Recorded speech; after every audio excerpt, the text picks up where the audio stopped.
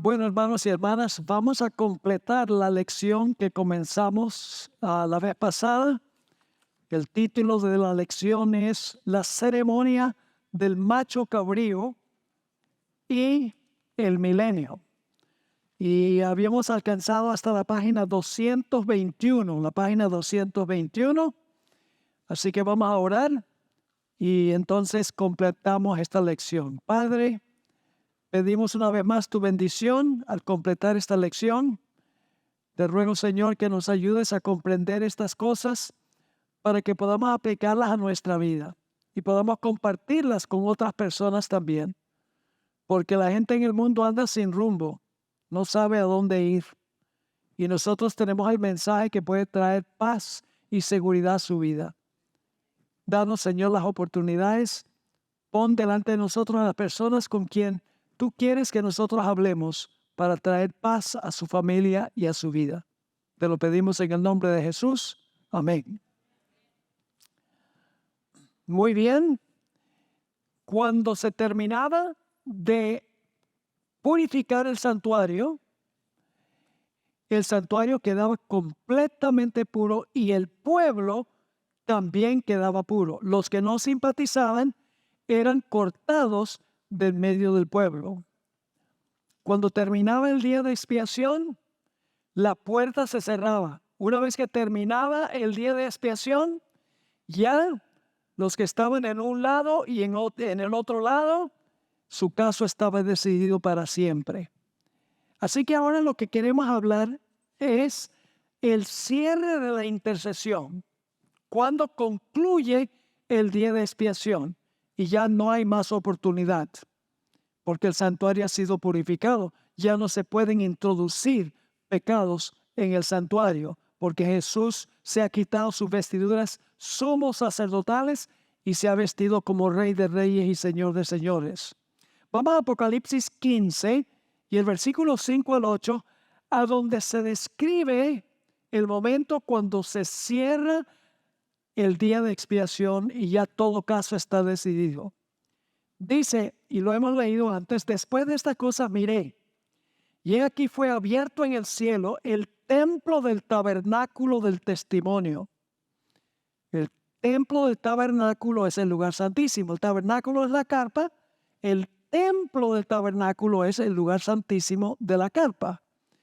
Luego dice, y del templo salieron los 7 ángeles que tenían las 7 plagas. Noten que aquí no se abre el santuario para que la gente entre por fe. Se abre el lugar santísimo para que los ángeles con las plagas salgan, porque la puerta de la gracia se ha cerrado. Así que dice, y del templo salieron los 7 ángeles que tenían las 7 plagas, vestidos de lino limpio y resplandeciente, y ceñidos alrededor del pecho con cintos de oro. Y uno de los 4 seres vivientes dio a los 7 ángeles 7 copas de oro, llenas de la ira de Dios, que vive por los siglos de los siglos.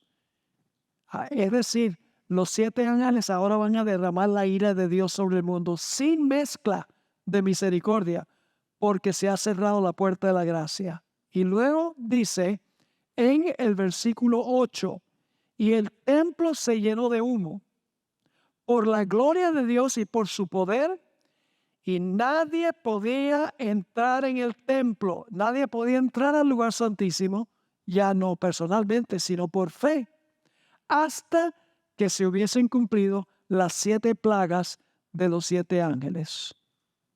Es decir, esto habla del momento cuando cesa la intercesión en el lugar santísimo. Todos los casos están decididos y nadie ya puede entrar por fe al santuario para recibir perdón por el pecado, porque se ha cerrado la puerta de la gracia. La nota dice, Apocalipsis presenta el siguiente orden de eventos. Número 1, el servicio del templo termina. Número 2, las plagas se derraman.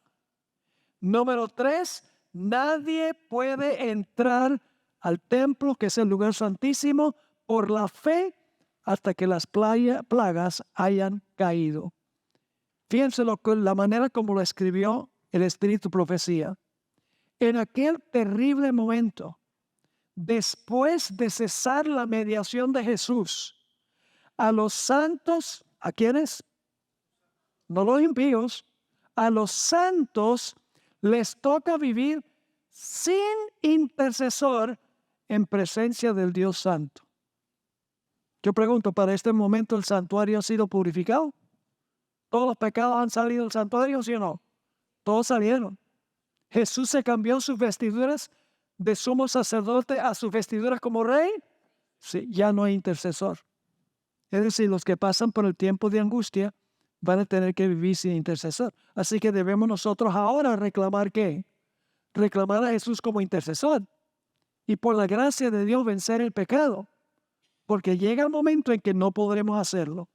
Así que dicen, aquel terrible momento después de cesar la mediación de Jesús, a los santos les toca vivir sin intercesor en presencia del Dios Santo. Había sido decidido que, todo caso, y numerada cada joya, detúvose un momento Jesús. Ahora fíjense lo que pasa. En la ceremonia de Azazel viene ahora. Detúvose un momento Jesús en el departamento exterior del santuario celestial, y los pecados confesados, mientras él estuvo en el lugar santísimo. Fíjense cuáles son los pecados, los que fueron ¿qué? Confesados, mientras él estuvo en el lugar santísimo, fueron asignados ¿a quién? A Satanás, originador del pecado, quien debía sufrir ¿qué cosa? Su castigo. Apocalipsis 22:11 también describe este momento, cuando todos los casos están decididos. Dice allí, el que es injusto, sea injusto todavía. El que es inmundo, sea inmundo todavía. El que es justo, practique la justicia todavía. Y el que es santo, santifíquese todavía. Así que ahora viene, después de que se cierre la puerta de la gracia, Jesús sale del santuario y ahí está esperando el macho cabrío Azazel, símbolo de Satanás.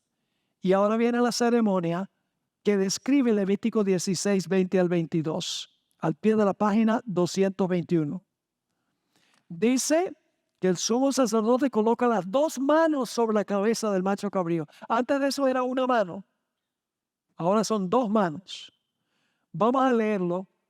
Dice, cuando viene acabado de expiar el santuario. Yo pregunto, ¿el macho cabrío Azazel expía el pecado? No, porque cuando se hace la ceremonia de Azazel, ya la expiación del santuario ha sido hecha.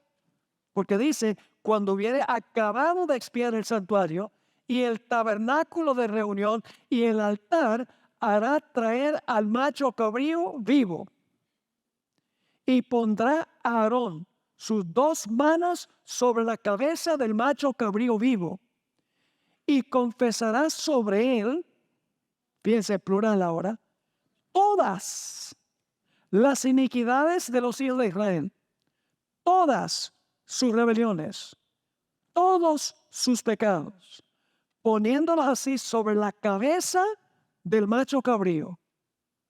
Se está transfiriendo la responsabilidad de todos los pecados confesados que entraron al santuario sobre el originador y perpetuador del pecado. Claramente. Y luego dice, y lo enviará ¿a dónde? Al desierto, por mano de un hombre para esto. Y aquel macho cabrío llevará sobre sí todas las iniquidades de ellos a tierra inhabitada, y dejará ir al macho cabrío por el desierto. Dos características. En primer lugar, es llevado al desierto, y en segundo lugar, en el desierto no hay habitantes. Crucial. Elena White describió este momento en una colección que se llama la colección Spalding McGann, página 2. Escribió lo siguiente: entonces vi que la obra de Jesús en el santuario pronto terminará.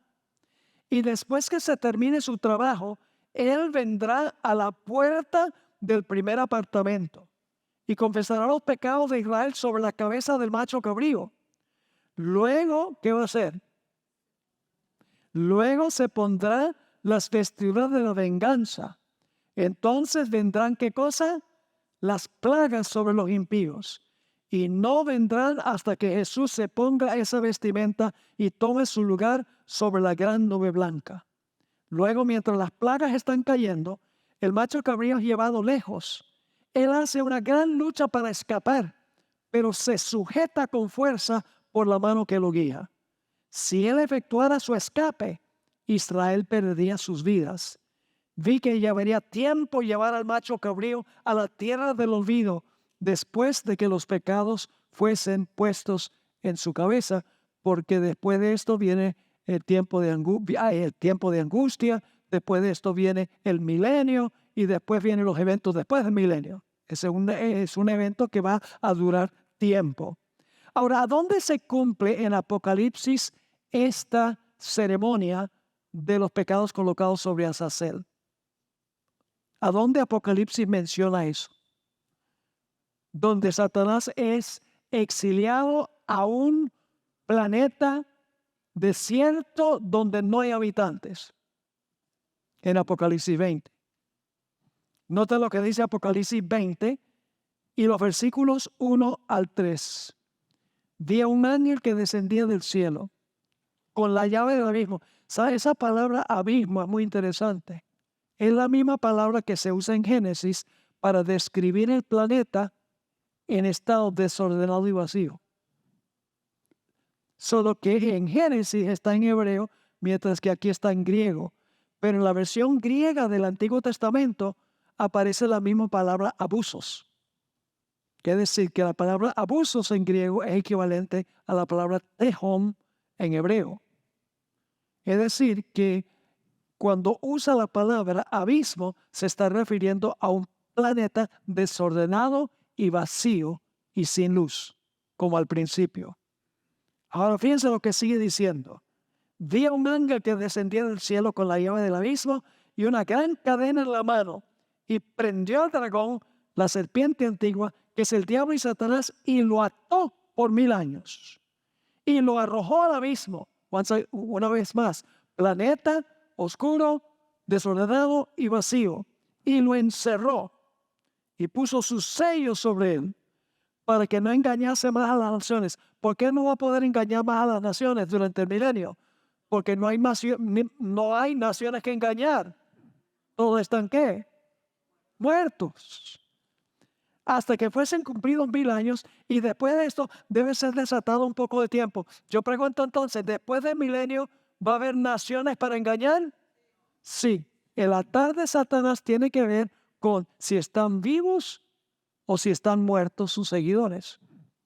Si sus seguidores están muertos, está atado. Si sus seguidores están vivos, está desatado. Ahora, vamos a Jeremías el capítulo 4, a donde Jeremías vio la condición de la tierra durante los 1000 años. Aquí van a ver que la tierra va a volver a la condición en la cual se encontraba el planeta antes de la semana de la creación. Dice allí, vamos a leer primero de Isaías el capítulo 24, el versículo 1 y luego los versículos 18 al 23. Está hablando aquí de la segunda venida. He aquí que Jehová vacía la tierra y la desnuda y trastorna su faz y hace esparcir a sus moradores.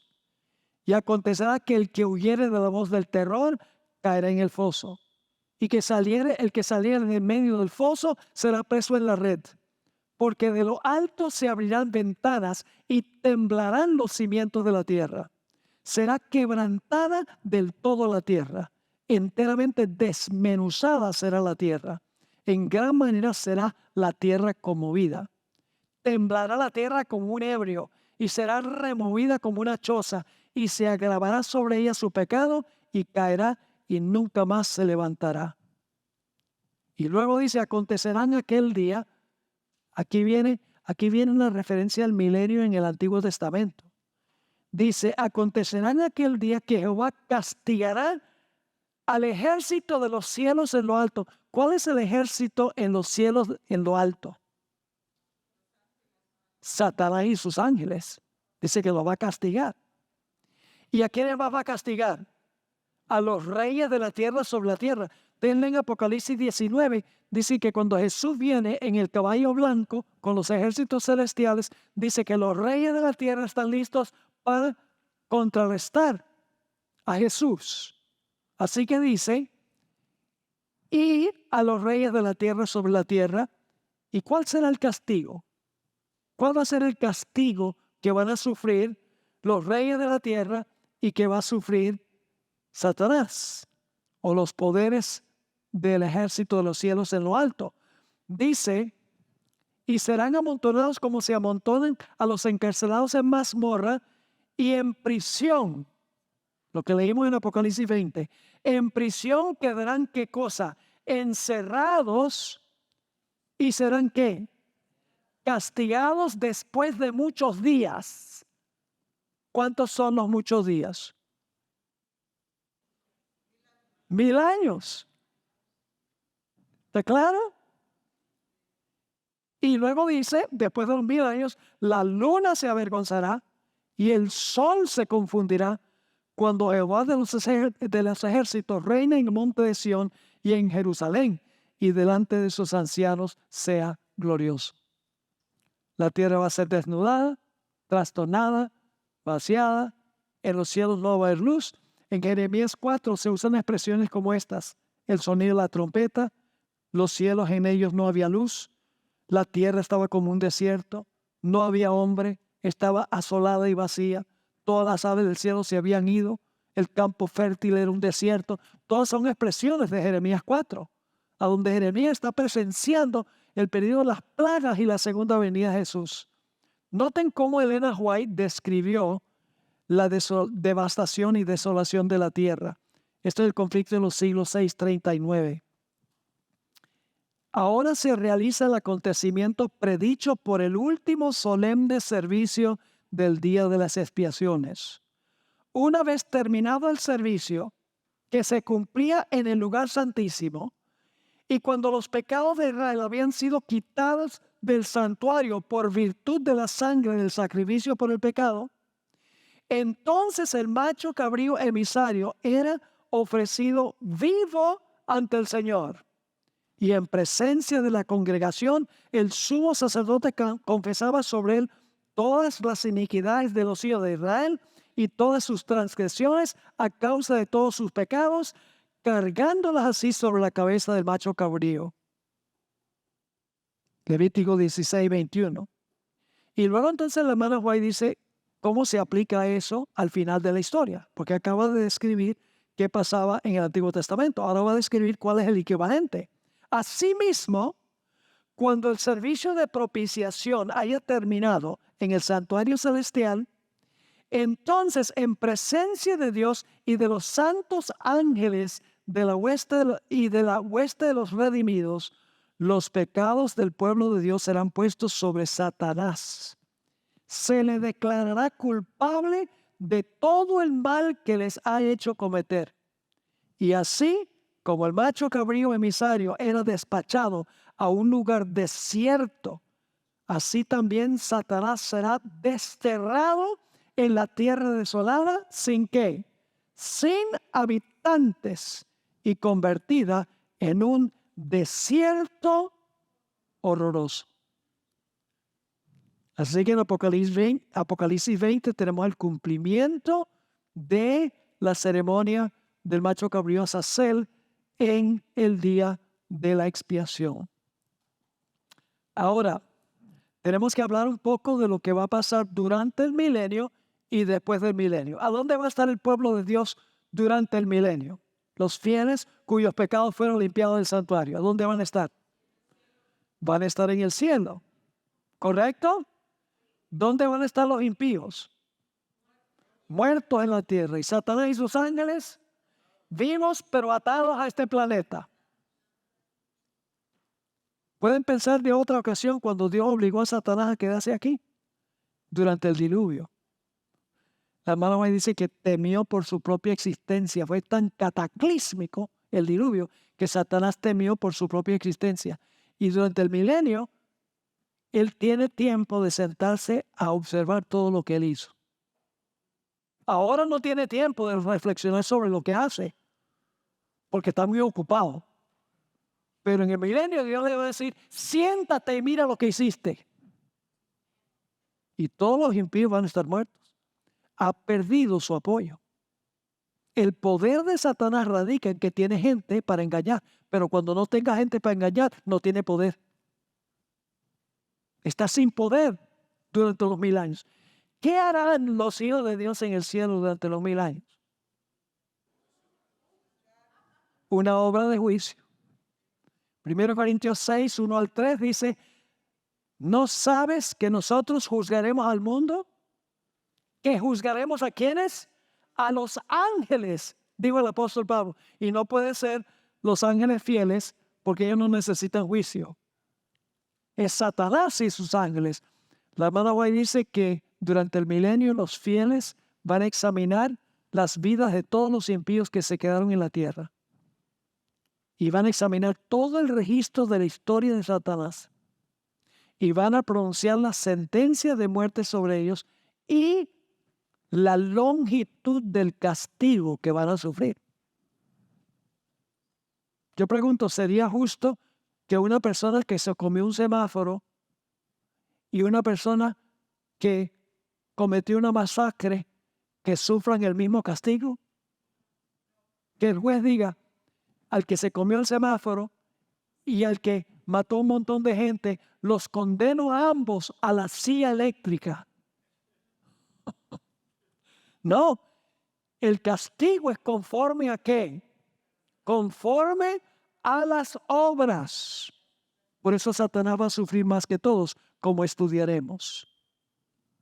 Durante el milenio Dios mostrará por qué razón personas que esperábamos que iban a estar allí no están. Y personas que nunca soñábamos que iban a estar ahí están. Podremos ver los registros. Dios no va a dejar ningún cabo sin atar. No va a dejar ninguna duda en el universo. Fíjense que en el juicio antes de la segunda venida, Dios convence a los seres celestiales de que Él tiene derecho de llevarse a los fieles al cielo. Durante el milenio, Dios convence a los fieles que Dios fue justo en dejar a los que se quedaron.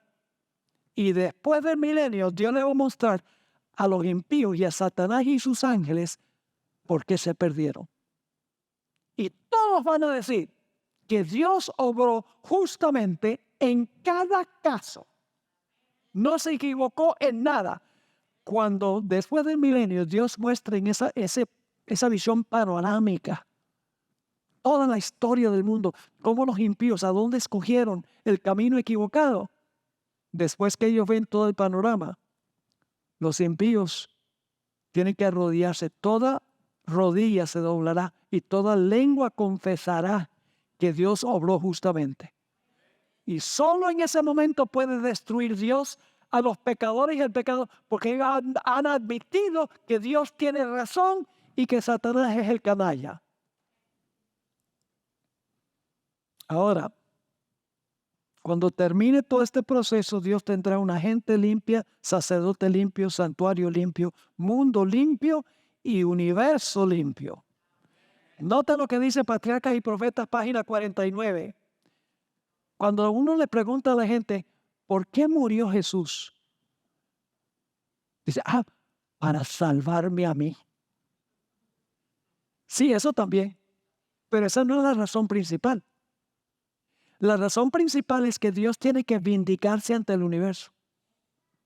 Porque Satanás acusó a Dios de ser un déspota, de ser un tirano, que la ley restringía la libertad y que Dios era un mentiroso. Y Dios permite que el pecado continúe para que finalmente Satanás se revele por lo que es. Y cuando lleguemos allá y miremos hacia atrás, vamos a decir, Señor, lo hiciste bien. Porque hoy en día la gente se queda mucho, ¿por qué Dios permite tanto sufrimiento por 6000 años? No podemos explicarlo plenamente, pero cuando lleguemos allá y Dios nos muestre la razón, vamos a decir, gracias Señor por haberlo hecho a tu manera. Porque Dios conoce el fin desde el principio. Nota lo que dice Patriarcas y Profetas, página 49. Pero el plan de redención tenía un propósito todavía más amplio y profundo que el de salvar al hombre. Cristo no vino a la tierra únicamente por este motivo. No vino meramente para que los habitantes de este pequeño mundo acataran la ley de Dios como debe ser acatada, sino que vino para vindicar el carácter de Dios ante el universo. A este resultado de su gran sacrificio, a su influencia sobre los seres de otros mundos, así como sobre el hombre, se refirió el Salvador cuando poco antes de su crucifixión dijo: ahora es el juicio de este mundo, ahora el príncipe de este mundo será echado fuera. Y yo, cuando sea levantado en la tierra, a todos atraeré a mí mismo. Ahora escuchen bien, el acto de Cristo de morir por la salvación del hombre no solo haría accesible el cielo para los hombres, sino que ante todo el universo justificaría a Dios y a su Hijo en su trato con la rebelión de Satanás. Demostraría la perpetuidad de la ley de Dios y revelaría la naturaleza y las consecuencias del pecado. Ahora, algunas personas dicen, bueno, ambos machos cabríos representan a Jesús. Eso dicen muchos protestantes. Pero no puede ser. Noten las razones. En primer lugar, el texto dice claramente que son opuestos. Uno es para Jehová y el otro para Azazel. Los dos no son para Jehová. Dice ahí en Levítico 16, 7 y 8, después tomará los dos machos cabríos y los presentará delante de Jehová a la puerta del tabernáculo de reunión y echará suertes a Aarón sobre los dos machos cabríos, una suerte por Jehová y la otra suerte por Azazel. Son opuestos. En segundo lugar, el macho cabrío no puede representar a Jesús, el macho cabrío Azazel, porque los pecados en realidad fueron colocados sobre Jesús, entraron al santuario y el santuario ya había sido limpiado del pecado. Es decir, la sangre del macho cabrío de Jehová limpió los pecados del pueblo de Dios del santuario. El santuario ya había sido limpiado por la sangre del macho cabrío de Jehová cuando tuvo lugar la ceremonia del chivo expiatorio. Porque dice, cuando hubiere acabado de expiar el santuario y el tabernáculo de reunión y el altar, hará traer el macho cabrío vivo. Así que la ceremonia del macho cabrío vivo nada tiene que ver con expiar el pecado. Número 3, el macho cabrío no era sacrificado. Era enviado al desierto. Mientras que Jesús fue sacrificado. En cuarto lugar, en el calendario del Mesías no cuadra. ¿Cuándo son colocados los pecados sobre el macho cabrío?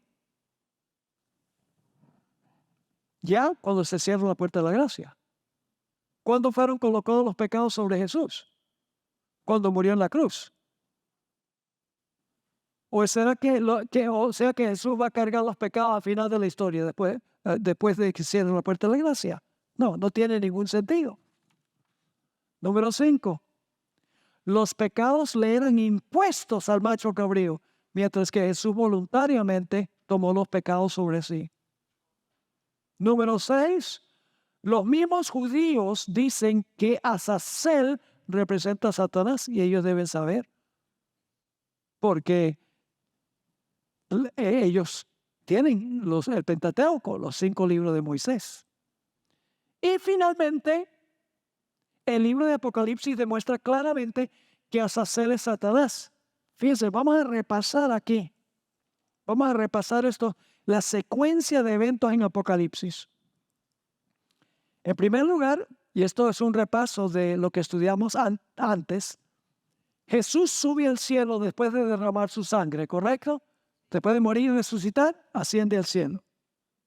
Durante el periodo de las iglesias, ¿dónde está Jesús? Entre los candeleros. Durante los sellos, ¿dónde está? En la mesa de los panes. Durante las trompetas, ¿dónde está? En el altar de incienso. Luego se mueve Jesús ¿a dónde? Al lugar santísimo, Apocalipsis 11, 19. Y luego en Apocalipsis 14 se anuncia que ha llegado la hora de ¿qué? Se ha llegado la hora del juicio. Y en Apocalipsis 14, 14 al 20, el mundo está dividido en dos grupos porque el juicio ha terminado. Está la mies y están las uvas. Todas decisiones han sido tomadas. Luego en Apocalipsis 15, 5 al 8, se cierra el servicio del santuario, como vimos. Luego en Apocalipsis 16 al 18 viene la gran tribulación. Luego en Apocalipsis 19, 11 Jesús viene en el caballo blanco para librar a su pueblo. Y luego en Apocalipsis 20 tenemos la ceremonia del chivo expiatorio. ¿Tiene sentido? Esa es la secuencia de Apocalipsis. Y luego en Apocalipsis 21 y 22, el gran conflicto ha terminado y Dios hace un cielo nuevo y una tierra nueva. Esa es la secuencia de Apocalipsis. Claramente, el chivo expiatorio es Satanás, según Apocalipsis, el capítulo 20. Ahora, recuerdan que les mencioné que los impíos que no simpatizaban con la obra de Cristo en el santuario iban a ser cortados, que eso significaba que iban a ser excluidos como miembros del pueblo de Dios. Vamos a leer algunos versículos que hablan sobre esa expresión, cortados. Levítico 23, 29 y 30. Levítico 23 y el versículo 29 y el versículo 30. Porque toda persona, note que es individual, que no se afligiere en este mismo día, será que cortada de su pueblo. Pero no solo cortada. Aquí hay una insinuación de que los impíos van a ser destruidos. Porque dice, y cualquiera persona que hiciere trabajo alguno en este día, yo que destruiré a la tal persona de entre su pueblo. Noten lo que dice en el Salmo 109, 14 y 15. Está hablando aquí de la apostasía de Judas. Y dice, venga en memoria ante Jehová la maldad de sus padres, y el pecado de su madre no sea borrado. Estén siempre delante de Jehová, y él corte de la tierra su memoria. ¿Qué significa eso? Corte su memoria. Para siempre dejarán de ¿qué? De ser, y no serán recordados. Levítico 24, el versículo 14 y el versículo 23, esto es muy importante, dice que los malvados eran destruidos fuera del campamento. ¿Dónde eran destruidos los impíos? Fuera del campamento. Yo pregunto, después del milenio, ¿a dónde están reunidos los impíos? Dice, circundaron el campamento de los santos. Y luego descendió fuego del cielo y los consumió. En Ezequiel 28, 18 y 19 y Malaquías 4, 1 al 3, los impíos son destruidos según sus obras. El día de expiación deja muy claro que la santidad y el pecado no pueden coexistir y no tienen nada en común. El propósito del día de expiación es reivindicar, exonerar y justificar las acciones de Dios ante el universo. La nueva teología que ha empezado a surgir sostiene que la palabra limpiado en Daniel 8:14 debe traducirse, el santuario será reivindicado, justificado, establecido o regresado a su estado legítimo. Y yo no tengo ningún problema con eso, porque cuando el santuario se purifica, se reivindica el carácter de Dios, se justifica a Dios. Y el santuario regresa a su estado legítimo. Pero en realidad, la mejor traducción de Daniel 8:14 es, el santuario será purificado. Ahora, ¿qué deberíamos estar haciendo hoy? Esa es la pregunta clave, pero antes vamos a responder otra pregunta. No me contesten rapidito, porque de pronto responden mal. Una vez yo estaba hablando con un evangélico y le hice varias preguntas. Le dije, mira, ¿qué muerte sufrió Jesús? Me miró y dijo, pues sufrió la muerte segunda. Le dije, interesante, la muerte segunda. Y le dije, ¿y qué es la muerte segunda? Separación eterna de Dios. Entonces le hice una tercera pregunta. Entonces, ¿por qué Cristo está en el cielo y no está separado de Dios? Quedó frío. Yo pregunto, ¿sufrió Jesús la segunda muerte? No. Jesús sintió la segunda muerte, pero no la sufrió. Mire, la iglesia adventista es la única iglesia en el mundo que puede explicar este asunto de que Jesús no sufrió la muerte segunda. Yo pregunto, ¿quién es el que finalmente va a sufrir la muerte segunda por todos los pecados que cometieron los fieles de Dios? Jesús asume la responsabilidad hasta que puede tomar toda la responsabilidad y la coloca sobre Satanás, y Satanás sufre la muerte segunda. Voy a leerles una cartica que yo le escribí a una persona que me hizo una pregunta en cuanto a esto. Esto está en la página 227. Es cierto que la segunda muerte es, en última instancia, significa nunca volver a vivir. Sin embargo, hay más de una segunda muerte que esto. Verás, la segunda muerte incluye mucho más que simplemente perder la vida física. Lo peor de la muerte segunda es el sufrimiento espiritual y la agonía que lo precede de inmediato. Incluye la terrible realización de la separación eterna de Dios y el sentido de desesperanza. Esta experiencia ocurre cuando una persona sigue ¿qué? Viva. Yo pregunto a un prisionero que está en la cárcel, en la prisión, bajo sentencia de muerte, y se está acercando el momento de ejecutar la sentencia de muerte. ¿Dónde está el mayor sufrimiento del que está en la prisión?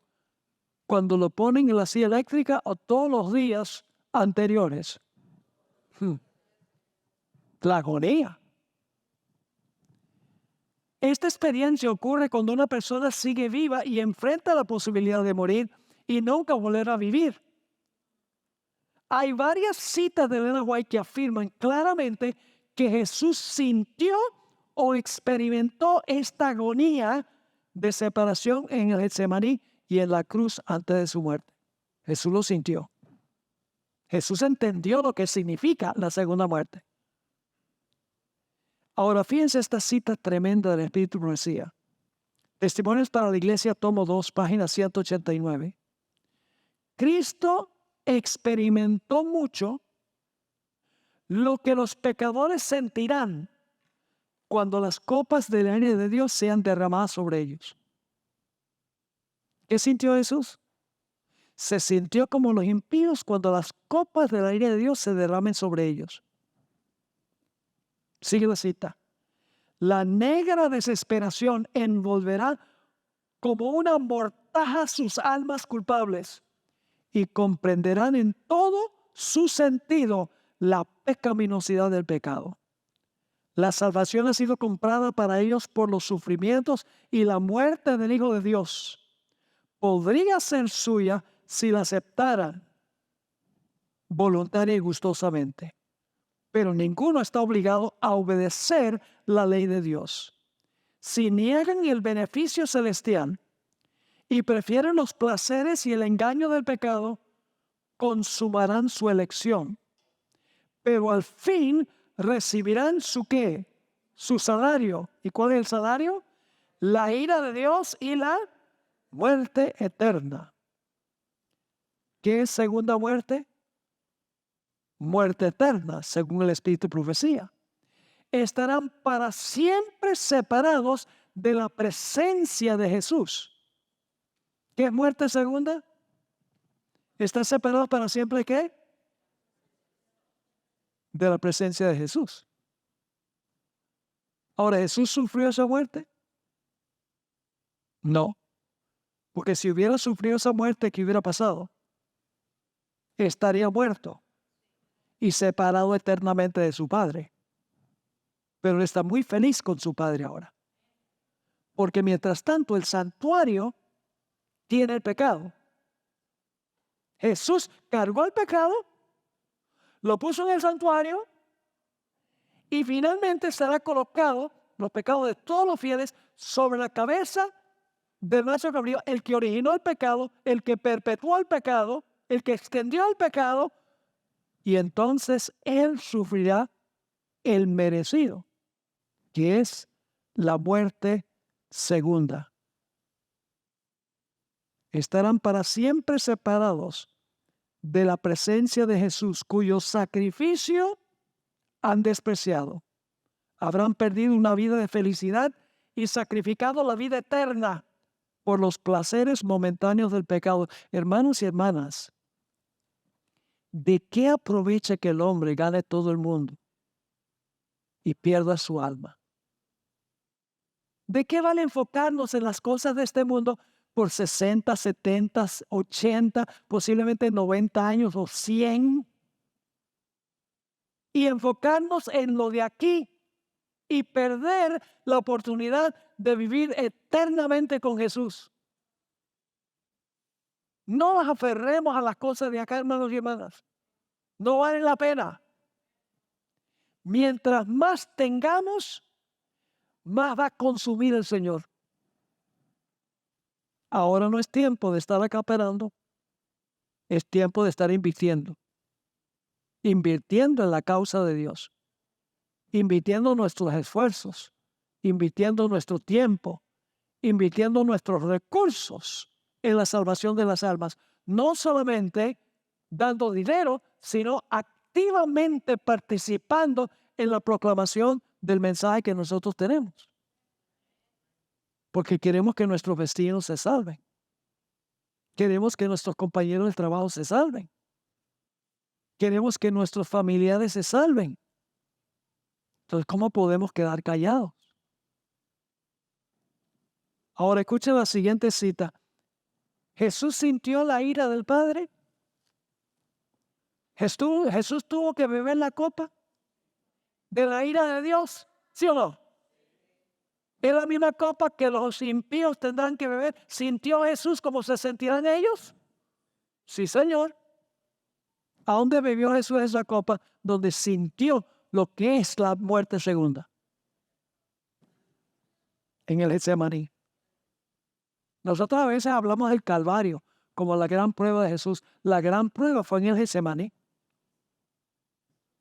La hermana White dice que si no hubiera venido un ángel a fortalecer a Jesús, que hubiera muerto en el huerto antes que le pusiera un dedo encima. De la angustia que tenía Jesús. El sentido de la separación de su Padre. Temía que fuese eterna. Sintió lo que es la muerte segunda. Noten lo que dice, deseado de todas las gentes, página 701. La ira de Dios contra el pecado, la terrible manifestación de su desagrado por causa de la iniquidad, llenó de consternación el alma de su Hijo. Toda su vida Cristo había estado proclamando a un mundo caído las buenas nuevas de la misericordia y el amor perdonador del Padre. Su tema era la salvación aún del principal de los pecadores, pero en estos momentos, sintiendo el terrible peso de la culpabilidad que ¿llevó la culpabilidad, sí o no? Sí. No puede ver el rostro reconciliador del Padre. Al sentir el Salvador, que de él se retraía el semblante divino en esta hora de suprema angustia, atravesó su corazón un pesar que nunca podrá comprender plenamente el hombre. tan grande fue esa agonía que apenas le dejaba sentir el dolor físico. ¿Saben cómo se vence el pecado? No es mirando la ley. Los judíos miraban la ley para vencer el pecado. El pecado se vence contemplando a Jesús, contemplando el sacrificio de Jesús. Por eso, hermano White dice que debemos pasar 1 hora al día meditando sobre la vida de Jesús, particularmente las escenas finales. Debemos leer un versículo y luego meditar sobre ese versículo. Cuán terrible es el pecado que le hizo eso al Señor Jesucristo. El problema es que estamos llenando la mente de basura. Y entonces queremos saber cómo vamos a vencer el pecado. Somos lo que comemos físicamente y somos lo que vemos y oímos espiritualmente. A veces los jóvenes me dicen, ¿cómo puedo yo vencer el pecado, pastor? Entonces yo le digo, ¿qué estás viendo? ¿Qué estás escuchando? ¿A dónde estás yendo? Porque eso determina si vas a vencer o no. Lo que metemos en nuestra mente. El apóstol Pablo escribió que mirando a cara descubierta, como en un espejo, la gloria del Señor, que es su carácter, somos ¿qué? Estamos siendo transformados a su misma semejanza. ¿Y saben que la palabra, saben qué palabra es en griego? La palabra cambiados. ¿Estamos siendo cambiados? Es la palabra griega metamorfoo. ¿De dónde viene esa palabra? ¿Qué palabra tenemos en español? ¿De dónde viene esa palabra? Metamorfosis. ¿Sabe lo que es una metamorfosis? Por muchos años yo coleccioné mariposas. Cuando era niño, en Venezuela. Lindas mariposas había. Las coleccionaba. Las agregaba ahí a mi colección y las clasificaba. Lindas mariposas, preciosas. Pero yo descubrí que yo tuve el privilegio de analizar todo el proceso del desarrollo de una mariposa. Nace un gusano. La madre mariposa pone huevos, se rompe el huevo, sale un gusanito y el gusanito empieza a comer de las hojas del árbol y se vuelve un gusanote. Pero igual es gusano. Y luego, después de cierto tiempo, dependiendo de la clase de mariposa, se adjunta a un árbol o a una pared y se encierra en una crisálida, en un capullo. El gusano.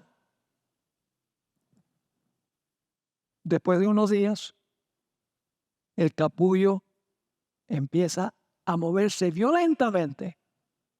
Se rompe el cascarón de afuera. ¿Y dónde quedó el gusano? Sale una linda mariposa. Metamorfosis. Por la contemplación somos transformados. Lo que contemplamos determina, hermanos y hermanas, victoria o derrota sobre el pecado. Leamos un par de citas más antes de terminar. A pie de la página 228, con fieras tentaciones, Satanás torturaba el corazón de Jesús. El Salvador no podía ver a través de los portales de la tumba. La esperanza no le presentaba su salida del sepulcro como vencedor, ni le hablaba de la aceptación de su sacrificio por el Padre. Temía. Eso es su sentimiento interno. Ahora, la razón por la cual venció es porque él no se basó en lo que sentía, sino en las promesas de su Padre. Nosotros nos guiamos demasiado por los sentimientos. Ay, me siento mal hoy. El Señor no está conmigo. No dependamos sobre nuestras emociones y la forma que nos sentimos. Confiemos en las promesas de Dios. Había una dama que vino y me dice, pastor, yo tengo este pecado que cometí muchas veces y no siento que Dios me haya perdonado. Sigo recordando ese pecado. No siento que Dios me haya perdonado. Y yo le dije, ¿te arrepentiste y lo confesaste? Dice, sí. Entonces dice, ¿cuál es el problema? El perdón no tiene nada que ver con cómo te sientes. Dios dice, si confesamos nuestros pecados, Él es fiel y justo para perdonar nuestros pecados y limpiarnos de toda maldad. Créelo, no porque lo sientes, sino porque Dios lo dice. Por eso Jesús venció. Sintió que su padre lo había abandonado. Pero sabía que no, porque su padre le había hecho una promesa. Por eso digo, Padre, en tus manos encomiendo mi espíritu. Murió un vencedor. Sigue la cita. Escuchen esto. Temía que el pecado fuese tan ofensivo para Dios que su separación resultase eterna. Sintió la angustia que el pecador sentirá cuando la misericordia no interceda más por la raza culpable. ¿Sintió Jesús lo que es la muerte segunda? ¿Estuvo dispuesto de quedar eternamente separado del Padre para salvarnos a nosotros? Sí, porque no dependió de sus emociones, sino que dependió de las promesas de Dios. Sigue diciendo el sentido del pecado que atraía la ira del Padre sobre él como sustituto del hombre fue lo que hizo tan amarga la copa que bebía el Hijo de Dios y quebró su corazón. Óigame, cuando el soldado vino a donde estaba Jesús y lo encontró muerto, se sorprendió. ¿Cómo es que este hombre murió tan rápido? Jesús no murió de sus heridas. A Jesús se le quebró el corazón. Por eso, ¿qué pasó? Cuando le atravesaron la lanza, salió agua mezclada con sangre, que médicamente se dice que es que el corazón había reunido agua alrededor del corazón, que oprimió el corazón y se le paró el corazón. Hay otras citas aquí fenomenales. Vamos a leer la que se encuentra en la página 229, la última cita. Como sustituto y seguridad del hombre, la iniquidad de los hombres fue puesta sobre Cristo. Él fue considerado un ¿qué? Un transgresor, para poder redimirlos de la maldición de la ley. La culpa de cada descendiente de Adán, de todas las edades, estaba presionando su corazón. Hermanos y hermanas, si hoy en día la gente se suicida por el sentido de culpa de ellos, ¿pueden imaginarse lo que significa que Jesús haya tenido el sentido de culpa de todos los pecados que jamás se hayan cometido? Nunca podremos comprender eso. La culpa de cada descendiente de Adán, de todas edades, estaba presionando su corazón. Y la ira de Dios y la terrible manifestación de su descontento por la iniquidad llenaron el alma de su Hijo con consternación. El retiro del rostro divino del Salvador en esta hora de angustia suprema le atravesó el corazón con un dolor que el hombre nunca puede comprender por completo. No podemos comprender aquello por lo cual pasó Jesús. Yo pregunto, ¿el Padre también sufrió? ¿Quién sufrió más, el Padre o el Hijo? Lo único que tenemos que hacer es mirar la historia de Abraham cuando llevó a Isaac para sacrificarlo. ¿Quién sufrió más? El Padre. Y sin embargo, la Biblia nos dice, el que no escatimó a su propio Hijo, Romanos 8:32, sino que lo dio por nosotros, ¿cómo no nos dará a nosotros todas las cosas? Por medio de Él. Hermanos y hermanas, yo reitero que en este mundo no hay nada que valga la pena, sino las almas que necesitan a Jesús. Pero en términos de posesiones, de bienes materiales, todo eso va a desaparecer. No acaparemos, vuelvo a repetir. Vamos a las Sagradas Escrituras, vamos a estudiar la Biblia. Vamos a orar como nunca hemos orado. Y vamos a pedir el poder del Espíritu Santo para contarles a otros cuán maravilloso es Jesús. Asistamos regularmente a la iglesia. Ocupemos cualquier función para la cual nos elijan. Activémonos. ¿Cómo sería la iglesia si cada miembro ganara un alma en un año? Cuando yo estaba en Colombia, tenía un lema: cada uno gane uno. Mire, no cabría la gente en el templo. Habría que conseguir más templos o habría que reunirse debajo de un árbol. Estamos esperando ese día. Y el día viene. ¿Con nosotros o sin nosotros? Ojalá que lo que hemos estudiado sea de beneficio, hermanos y hermanas. Que reflexionemos seriamente sobre lo que hemos hablado. Porque el servicio del santuario tiene el propósito no solo de informarnos. Sin la información, nada de esto podríamos entender, sino transformarnos. Ojalá que esa sea nuestra experiencia. Ahora mañana, Dios mediante, vamos a hablar de la destrucción de los impíos. Y luego por la tarde finalmente vamos a llegar a la fiesta de tabernáculos, que es el glorioso clímax. No se lo pierdan por nada en el mundo. Nos veremos mañana, Dios mediante.